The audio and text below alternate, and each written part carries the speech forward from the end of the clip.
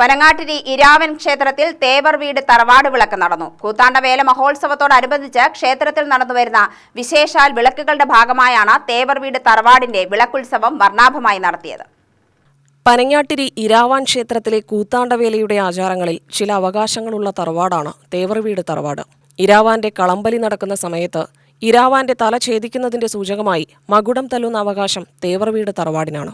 ക്ഷേത്രത്തിൽ നടന്ന തേവർ വീട് തറവാട് വിളക്കുത്സവത്തിന്റെ ഭാഗമായി വട്ടേക്കാട് ജിജുവിന്റെ നേതൃത്വത്തിൽ 45-ൽ പരം കലാകാരന്മാരെ അണിനിരത്തി അതിഗംഭീര പാണ്ടിമേളം അരങ്ങേറി.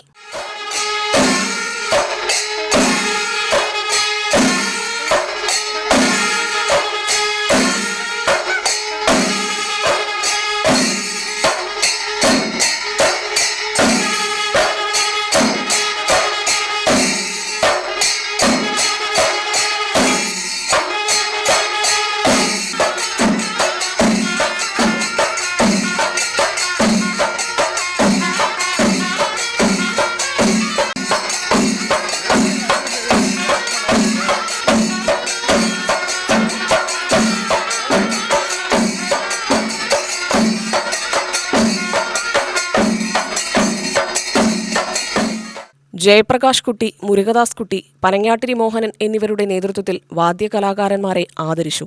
തുടർന്ന് ദീപാരാധനയും പൂജകളും നടന്നു. ഏപ്രിൽ 29-നാണ് കൂത്താണ്ടവേല മഹോത്സവം.